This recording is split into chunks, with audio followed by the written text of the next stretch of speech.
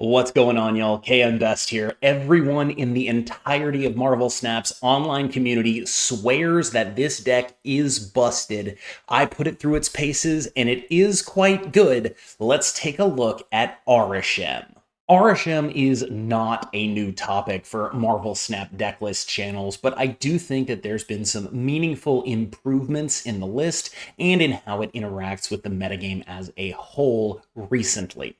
You'll notice the inclusion of Loki, you'll notice the exclusion of Thanos, and I think both of those things are actually quite solid right now. Loki is very good into the variety of weird mid-range decks that you may run into. It's also excellent in mirrors, and drawing it very often is actually quite solid right now.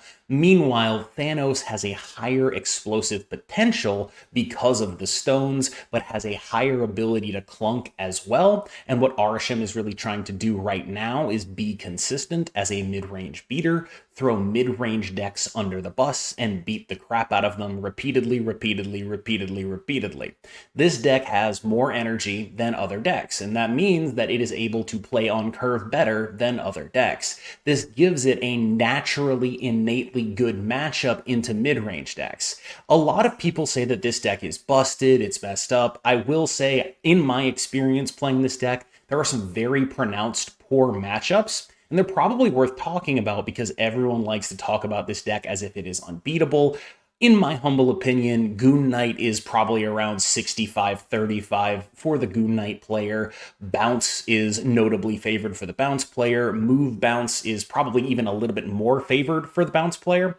And I think that those are sort of a good indicator of the kind of decks this struggles with. It struggles with decks that have the ability to curve out in a way that is orthogonal to what this deck is trying to do. So it's not like necessarily playing one big guy per turn. It's good into those, but if you're taking a bunch of synergy-based game actions as part of your curve-out strategy, it struggles a lot more with stuff like that. Of course, it also struggles with disruption. Hand-based disruption is a very, very good thing against this deck. Remember that in order to leverage your extra energy, you need to have cards worth playing in your hand. So decks like Goon Knight able to target that and really, really bring the pain against a deck like this. Even if they weren't playing Darkhawk and Cassandra Nova, it would still not be a fun matchup to engage in.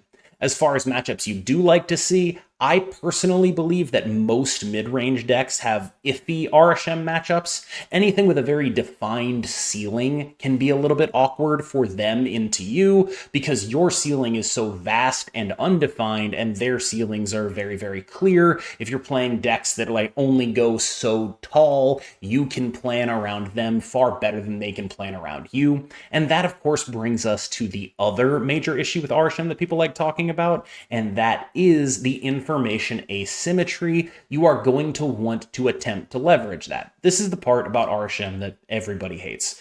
Everybody despises the information asymmetry. They hate it, they hate it, they hate it, they hate it, they hate it. Here's the thing.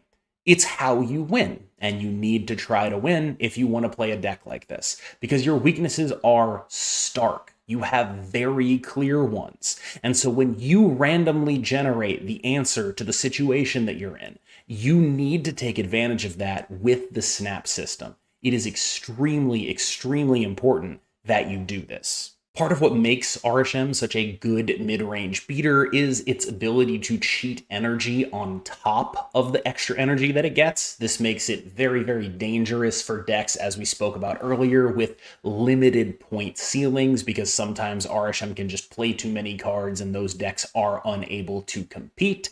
Quinjet is a big and important part of this game plan. Right next to its partner in crime, Loki. Exactly the same thing I said about Quinjet, all of it applies to Loki. Loki also has the upside of maybe making some of your bad matchups less bad. I honestly don't think it changes anything against Goon Knight. Like, yeah, their Cassandra's smaller, yeah, their Darkhawk's smaller, but also you'd played a 2-2 and they're going to discard your entire hand. And so it's like, I like having it, but also it's not really fixing what's wrong in that matchup. When you build an Arishem deck, you need to build for impact, Shadow King is an extremely impactful card that has a lot of power right now. This is a card that your opponents are not really supposed to play around a lot of the time, even though you do have it in basically every Arishem deck, because you are an Arishem deck. They're not supposed to play around basically everything, which means that Shadow King for you is a little bit more unexpected than it is in other situations. Your opponents are very liable to say things like, well, if they have the Shadow King, I lose, but they've only seen 25% of their deck, so maybe they don't have the Shadow King, and then you do have the Shadow King, and then you win, and you knew you had the Shadow King, and they didn't. Cable's just a card that puts more cards in hand. I think this is important to understand why a card like this can make sense in Arishem, and it is the sort of converse of why Goon Knight is so good against the deck. The deck needs cards if it wants to leverage its extra energy. A lot of people are playing a lot of generically good cards right now, which does make Cable better. But really the issue here is just card quantity, and it's that issue that makes cards like Moon Knight and Black Bolt even so strong against a deck like this, because you need cards in order to leverage your energy advantage. There's a lot of doubling up here. Agent Coulson is good for the exact same reason Cable is good, except he's better at it. Very straightforward, very good card. Sometimes when we talk about impact, the impact of one of the cards that you actually put in your deck has to be very high. People think that that means only tech cards, and that's not really the right way to think about it. Impact being high can just mean being a really amazing card on its own, great on stats, great on value, extremely powerful card. Copycat is a high impact 3-drop, and it sort of represents the floor of impact for your deck, which is a very high floor to have. I mean, come on, I shouldn't have to explain to you why Shang-Chi is in a deck like this. Come on now, we're talking about impact. That's the guy. Legion is probably the purest flex slot here, but he's mostly here in service to the scam game plans of your deck. This is a deck that does try to scam. Legion is very good at scamming, and so he can be a high cube value inclusion because you can get him down on situations where your opponent is not able to expect it. Legion into things like Crimson Cosmos can be devastating for bounce decks, stuff like that. There are obviously all the other locations that it's very good to Legion, right? But like, this is fundamentally a tool to be unpredictable. Very much a flex card here, but it does have that high impact thing that you want when deck building for Arishem. Speaking of flexes, Blob can probably be any big six, and I would not object to it in any real way. I've liked him. He averages 15 to 17. I do think that he's meaningfully better than Gore, if only because he is more often larger. In Thanos, I think I can understand Gore. In pure Arishem, you just aren't playing enough on reveals consistently enough for me to want to make that switch.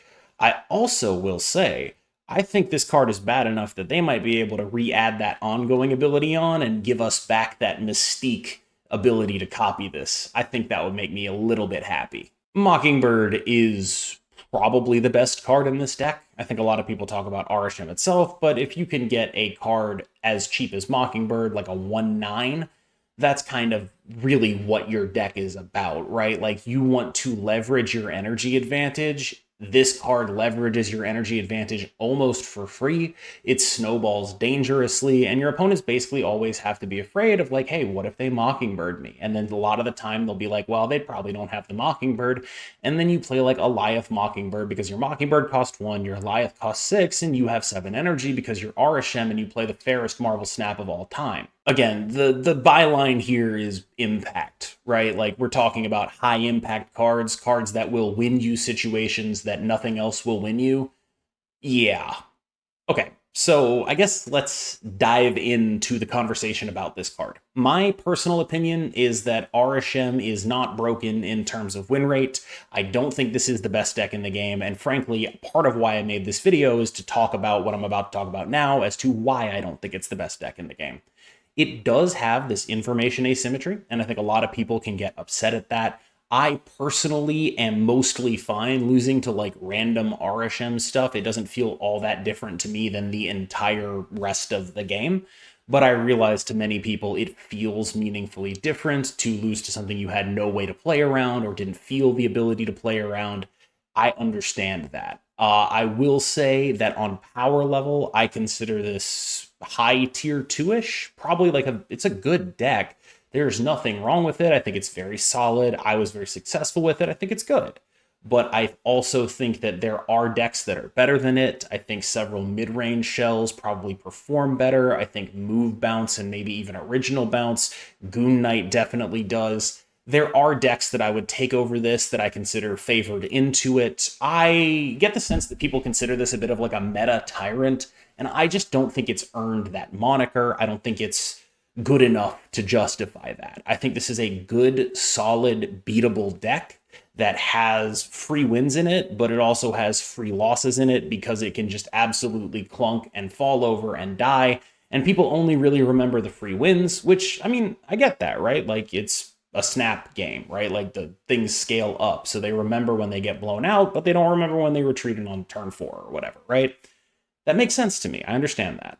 But ultimately, I think that this deck, while quite good, is a mostly fair participant in the metagame as far as I'm concerned. All right, y'all. Thank you so much for making it through that video. As always, I've been KM Best. You have been phenomenal. We're going to get into some gameplay right now, and I hope you enjoy. 70-30 matchup is like basically free. Even though it's 70-30, it's like basically free. What matchup has 100%? None of them, but I see people complaining like, oh, well, Moon Knight, you know, it's not actually what you're saying it is.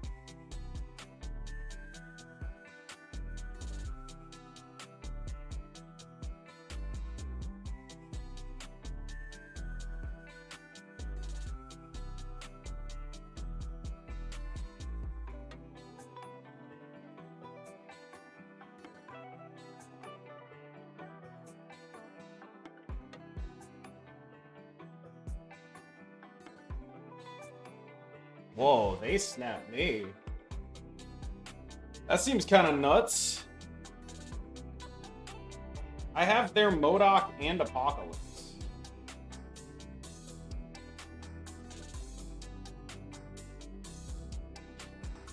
Uh-huh.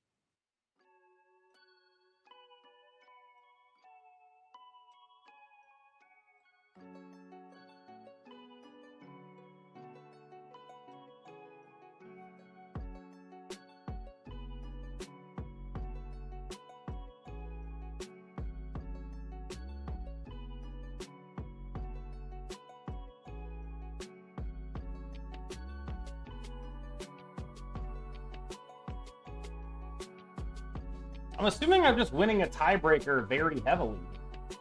Like, that's their gambit, yeah? I can't imagine what else was happening here other than me winning a horrendous tiebreaker.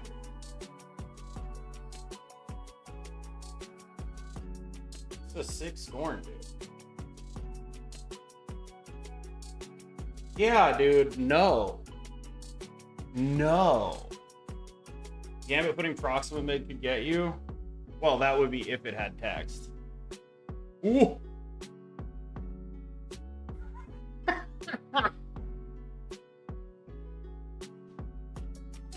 Mirage, nice. Interesting. Vesuvius. Interesting Vesuvius. Gimme? Org. Oh god. Okay, so we're like screwed if this matchup is what I believe it. Helpful. very helpful. It sure feels goonish. We get that rock out of our deck, too.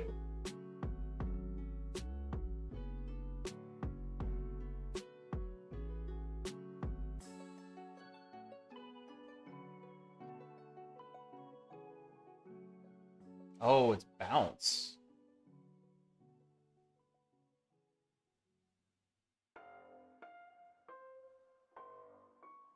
That's kind of fascinating. You're the #1 MMR Snap player. Yeah, way back in the beta.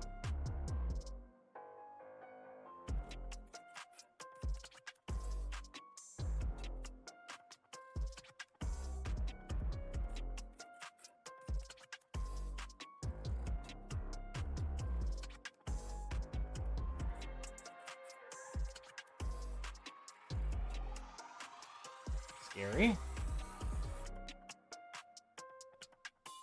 Acceptable.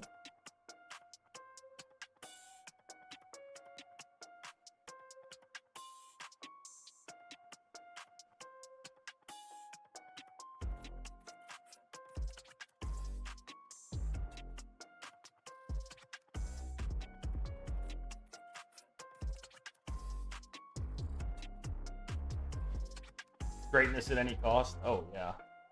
For sure. That was my claim de la fame.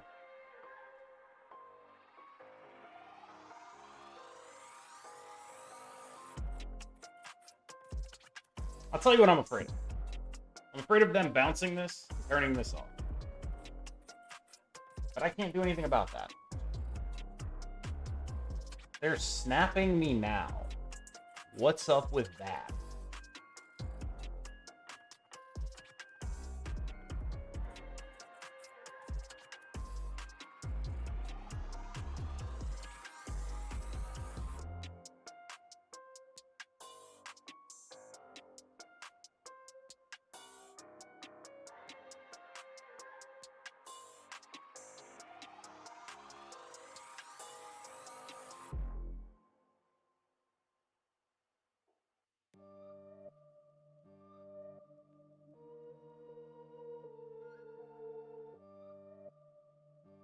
What?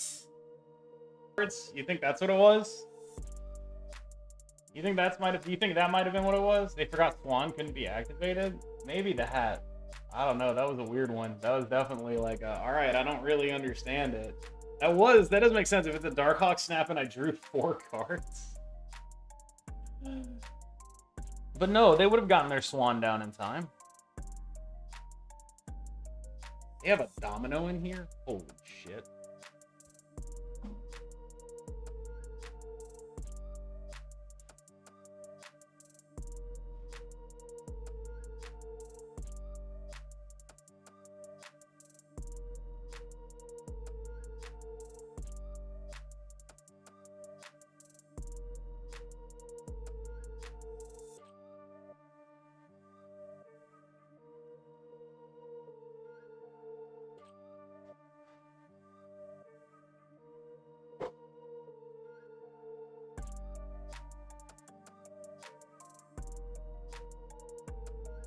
What are you?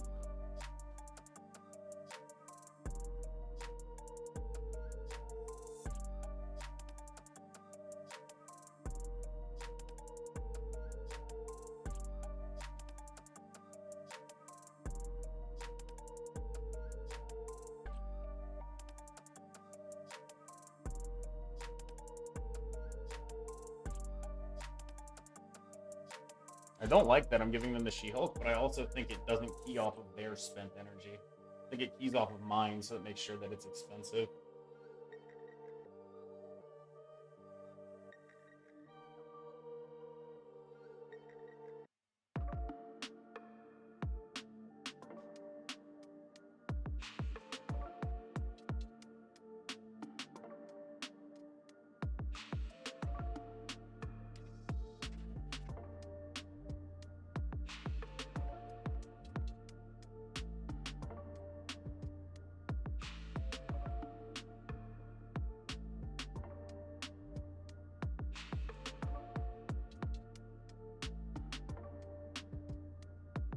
Huh.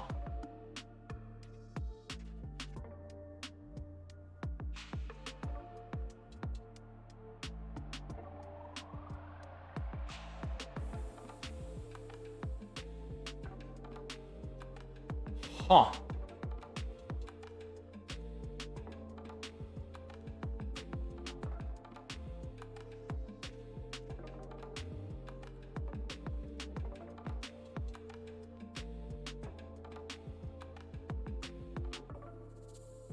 If I'm mapping this correctly, we tie the Baxter. We win the danger. Oh, they can play another card? Oh, shit. I died, maybe? Wait, this goes up, right? Yeah, okay. We're good.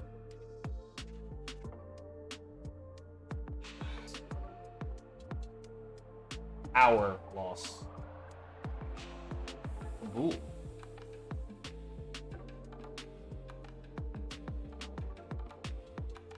Yo, this Moon Knight might fire out here if I don't draw something that messes it up.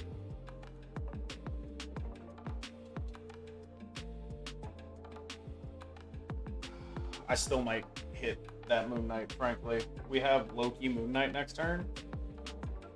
Oh, man. Wait, that's a 3. Okay. Okay. Okay.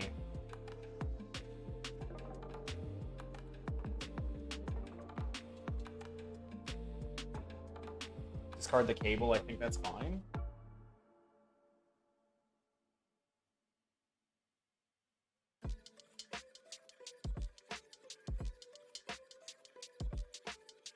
Oh, wait, I draw a card.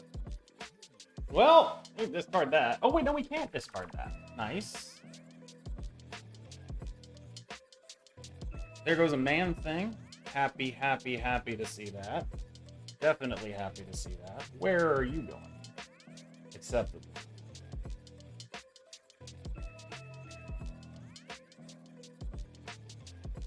Then next turn, we go Kabul Thanos on the Avengers compound here. That cable's back. He's back.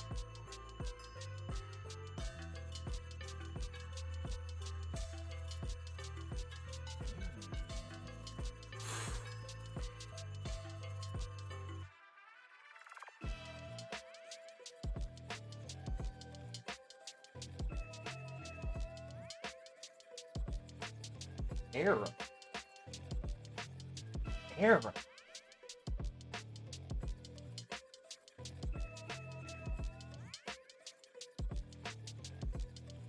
So the way I see it,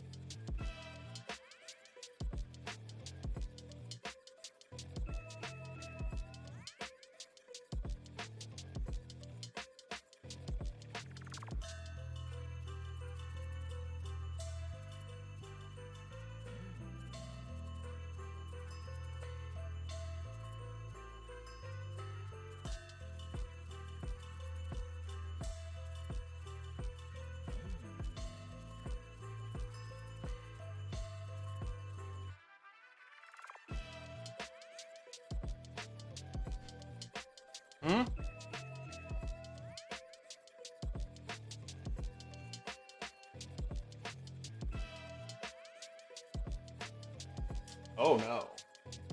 Oh no. Oh no, no, no, no, no. Oh no, no, no.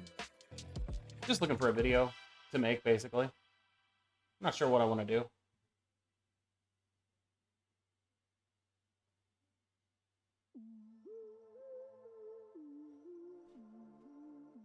Kabulit debris.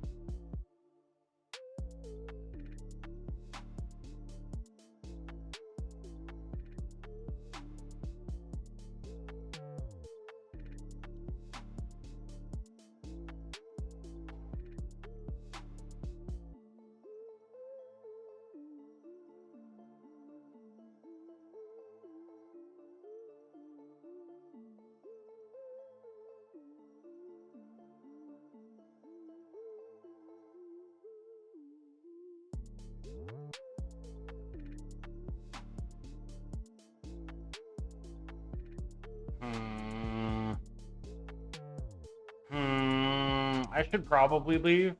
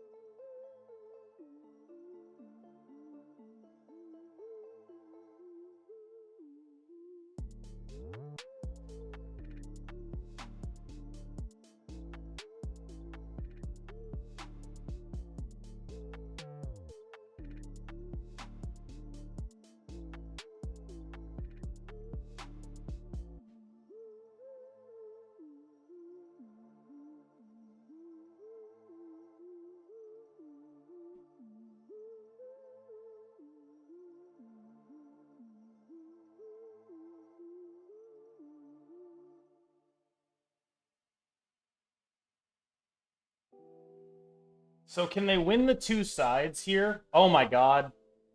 They forgot. They forgore. They forgore. They forgore. Oh no.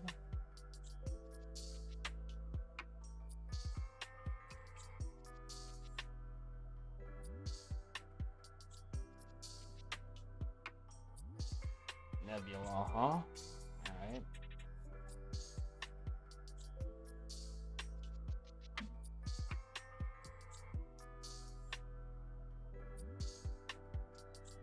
Horde.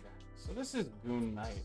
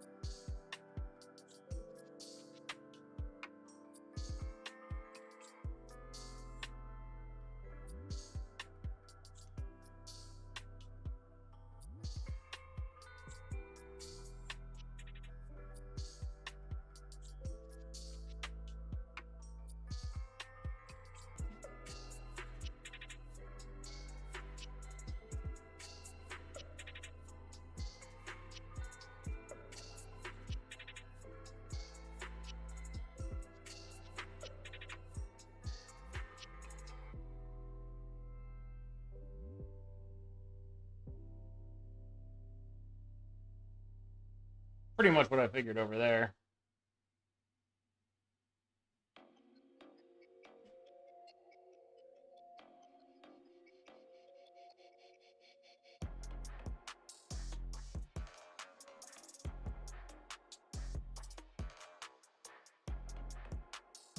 Get Mystique, then die?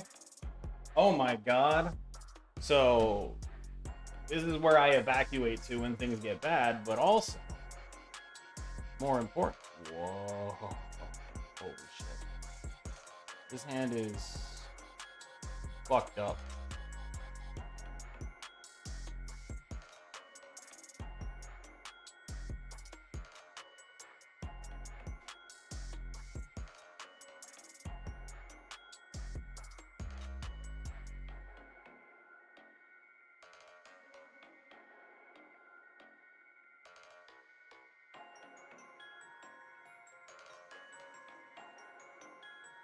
This is the stuff that makes people rage about Arishem, for sure.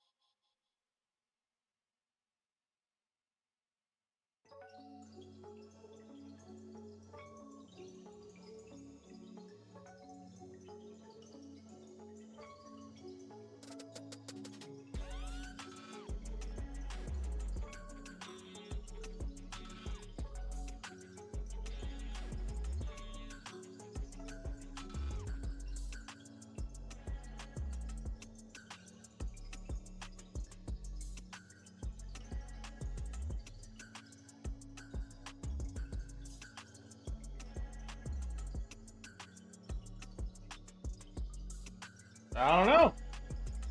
I really don't know.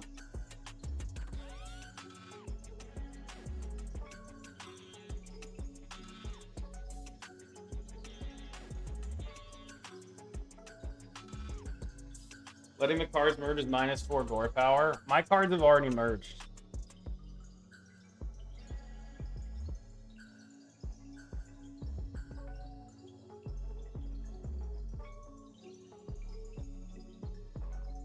I'm pretty sure it's just going to be a board wipe on the right. Yeah, this looks like a board wipe. They play for the board wipe, and then we also... I don't think they merge again. Pretty sure they don't. I hope they don't.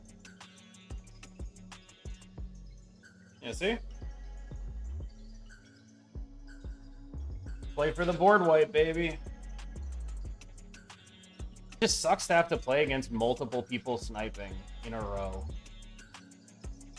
Ah.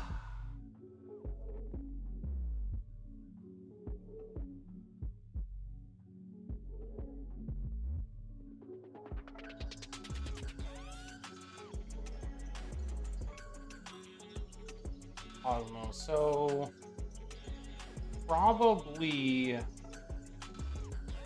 looking at a... Is Blob better than Gore? In this deck, yes. With Thanos, I don't know. Probably looking at a Surtur deck here.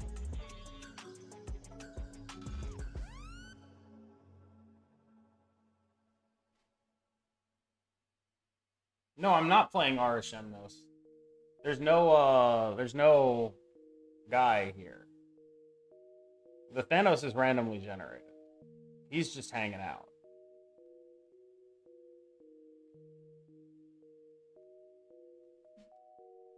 Thanos dude is just chilling.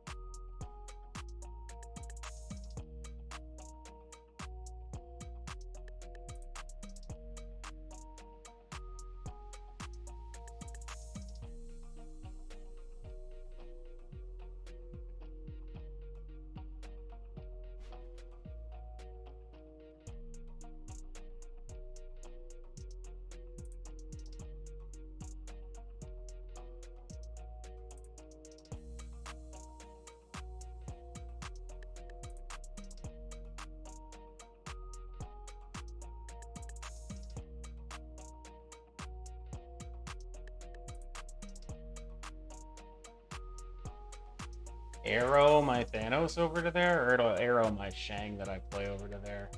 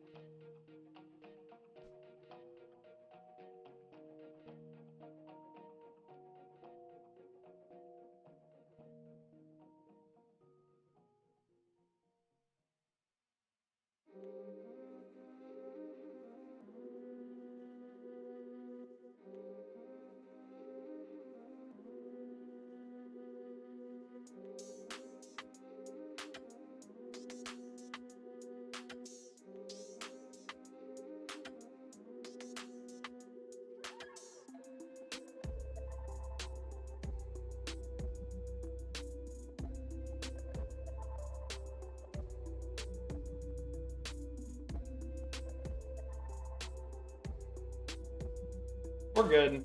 I was pretty sure we were good too, but you know, sometimes you just gotta put some numbers on the board. Iron Lad. That's probably really good. A significant downside of Rocket and Gritty sucks late. Yeah, like I think he plays or looks better than he is.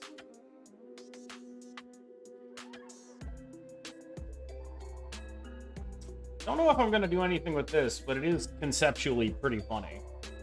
Holy Quicksilver Domino?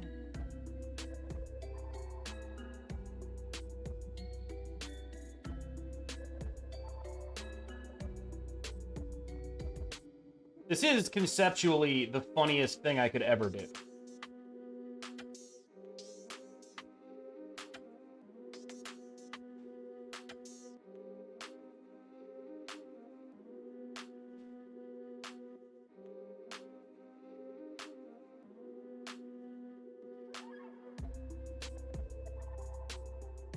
It's a lot less funny now.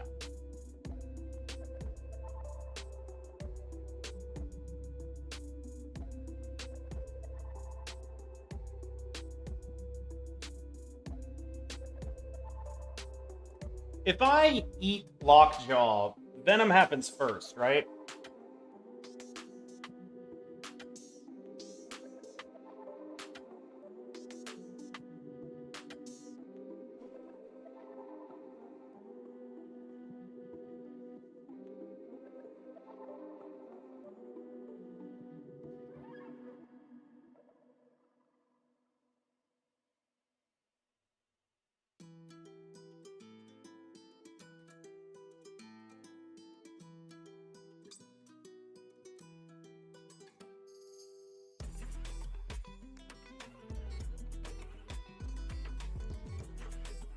I'm imagining we're just screwed here, but this is kind of funny.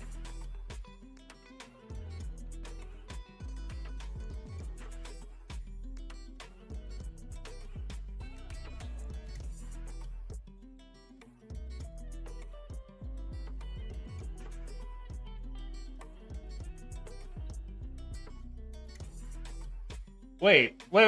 Carol's about to win us this game. Unless Iron Lad screws us. Yeah, Carol's about to win us this game. Oh my god, let's go, Carol. That was amazing.